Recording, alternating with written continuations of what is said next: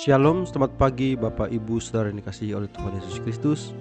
Puji Tuhan, pagi ini kembali lagi kita mau membaca dan merenungkan firman Tuhan. Saya mengajak Bapak Ibu, mari kita berdoa terlebih dahulu. Mari kita berdoa. Terima kasih Bapak yang baik, kami bersyukur berterima kasih untuk anugerah dan berkat yang Tuhan berikan bagi kami. Sepanjang malam hingga pada pagi hari ini, kami bisa bangun tidur kembali dalam keadaan sehat dan kuat. Dan pagi ini ada kesempatan yang sangat luar biasa. Kami mau membaca dan merenungkan firman-Mu. Tolong Bapa buka hati dan pikiran kami, supaya firman yang kami renungkan, kami dapat mengaplikasikan dalam hidup kami. Di dalam nama-Mu Bapa, kami sambut firman-Mu penuh dengan ucapan syukur. Haleluya.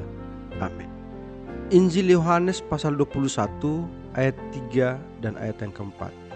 Kata Simon Petrus kepada mereka, "Aku pergi menangkap ikan." Kata mereka kepadanya, "Kami pergi juga dengan engkau." Mereka berangkat lalu naik ke perahu, tetapi malam itu mereka tidak menangkap apa-apa. Ketika hari mulai siang, Yesus berdiri di pantai. Akan tetapi murid-murid itu tidak tahu bahwa itu adalah Yesus. Tema yang akan kita renungkan bersama yaitu Yesus penuh kasih dan menyediakan. Setelah kebangkitannya, Yesus menampakkan diri beberapa kali kepada para murid. Salah satu penampakan yang paling menyentuh dan penuh makna terjadi di Danau Tiberias. Sebagaimana dicatat dalam Yohanes 21 ayat 1 sampai dengan 14. Ini bukan penampakan yang spektakuler di hadapan orang banyak. Bukan juga dalam peristiwa yang megah. Tapi dalam suasana yang sangat sederhana, yaitu di tepi danau saat para murid sedang memancing. Cerita ini dimulai saat Simon Petrus berkata kepada teman-temannya, "Aku pergi menangkap ikan." Pertanyaan itu terdengar biasa, tapi sesungguhnya menunjukkan sesuatu yang dalam. Petrus kembali ke posisi lamanya. Mungkin ia masih merasa bersalah karena telah menyangkal Yesus. Meski Yesus telah bangkit, mungkin hatinya belum benar-benar pulih. Ia mencoba kembali ke masa lalu, ke kehidupan lamanya, seolah berkata, "Aku bukan lagi murid yang layak." Teman-temannya pun ikut serta. Maka mereka naik ke perahu dan memancing semalaman. Tapi hasilnya tidak ada satu ikan pun yang mereka tangkap. Berapa banyak dari kita yang pernah mengalami hal serupa? Kita mencoba menyelesaikan masalah dengan kekuatan sendiri. Kita kembali ke kebiasaan lama, ke tempat yang dulu terasa nyaman. Tapi hasilnya tetap kosong. Kegagalan bukan hanya karena teknik yang salah atau usaha yang kurang, tetapi karena kita berjalan tanpa arah dari Tuhan. Ketika hari mulai siang, Yesus berdiri di pantai, tapi para murid tidak mengenalinya. Ia bertanya, "Hai anak-anak, adakah lauk paukmu?" Pertanyaan ini seolah menyoroti kenyataan mereka yang gagal. Namun dalam kasihnya, Yesus tidak menghakimi. Ia tidak berkata, "Aku sudah bilang, jangan kembali memancing," atau "Kalian belum layak jadi muridku." Tidak. Ia malah memberi mereka petunjuk. "Tebarkanlah jalamu di sebelah kanan perahu, maka akan kamu peroleh." Murid-murid pun taat, dan saat mereka melakukannya, mujizat terjadi. Ikan begitu banyak, mereka tidak bisa menarik jalannya. Bapak Ibu Saudara yang dikasihi oleh Tuhan Yesus Kristus, apa yang terjadi di sini bukan hanya mujizat menangkap ikan. Ini adalah gambaran bahwa ketaatan bahkan pada hal yang kecil bisa membuka pintu berkat yang besar. Yesus tidak menyuruh mereka melakukan sesuatu yang sulit, melainkan hanya memindahkan jala ke sisi yang lain. Tapi perintah itu datang dari Tuhan. Dan ketika perintah Tuhan dijalankan, maka yang mustahil menjadi mungkin. Setelah mujizat itu, murid yang dikasihi Yesus kemungkinan besar adalah Yohanes sendiri berkata, "Itu Tuhan." Mata mereka terbuka dan reaksi Petrus sungguh mengharukan. dan begitu mendengar itu adalah Tuhan, ia segera mengenakan pakaiannya dan terjun ke danau, berenang menuju Yesus. Hatinya yang penuh rindu tak bisa menunggu lagi. Ia ingin segera berjumpa dengan Tuhannya. Ketika mereka tiba di darat, mereka melihat api arang.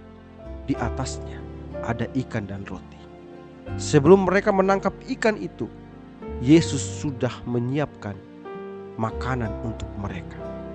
Ini adalah gambaran dari kasih Tuhan yang luar biasa. Ia tidak hanya menyuruh mereka bekerja, tetapi juga menyediakan keperluan mereka. Ia tahu mereka lelah, lapar, dan mungkin kecewa. Maka ia menyambut mereka dengan kehangatan dan penyediaan. Ada satu detail yang menarik. Yohanes menyebutkan bahwa di sana ada api arang. Ini bukan kebetulan, hanya 2 kali dalam seluruh Injil Yohanes kata api arang disebut. Pertama, saat Petrus menyangkal Yesus di halaman imam besar. Kedua, di sini saat Yesus menyambut Petrus untuk dipulihkan. Tempat kejatuhan Petrus adalah di sekitar api arang, dan tempat pemulihannya juga di sekitar api arang. Yesus tidak hanya mengampuni, tetapi menyentuh luka itu tepat di titiknya, dan menyembuhkannya. Itu adalah kasih yang menyeluruh. Setelah mereka makan bersama, Yesus kemudian berbicara langsung dengan Petrus. Di ayat-ayat berikutnya, memulihkan dia sepenuhnya. Tapi pemulihan itu dimulai dari momen ini, dari undangan untuk makan, dari sarapan yang penuh kasih. Bapak, Ibu, Saudara yang dikasihi oleh Tuhan Yesus Kristus, kisah ini mengajarkan kita bahwa Yesus tidak jauh dari orang yang sedang merasa gagal. Dia tidak berdiri di puncak gunung dan memanggil kita naik, tapi ia berdiri di pantai dan menunggu kita datang. Ia menyediakan bagi kita, bahkan sebelum kita meminta. Ia memanggil kita bukan karena kita layak, tapi karena kasih-Nya sempurna. Apakah kita merasa seperti Petrus hari ini? Apakah kita sedang ada dalam situasi di mana kita mungkin merasa gagal, bingung, dan jauh dari panggilan Tuhan? Ingat dan dengarlah, Yesus ada di pantai kehidupan kita hari ini. Ia memanggil kita kembali, menyediakan bagi kita, dan mengundang kita untuk duduk bersamanya. Yesus yang bangkit bukan hanya Allah yang menang atas maut, tapi juga sahabat yang menyediakan sarapan bagi murid-muridnya. Dia memulihkan, dia memanggil kembali, dan dia mengasihi sampai akhir. Mari datang kepadanya, sebab dia menunggu bukan dengan hukuman, tapi dengan kasih dan pemulihan. Amin.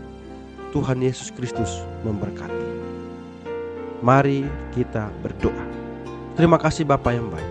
Kami berterima kasih untuk kesempatan yang Tuhan berikan bagi kami. Kami bisa kembali merenungkan firman Tuhan. Bapa, biarlah firman ini kami dapat mengaplikasikan dalam hidup kami.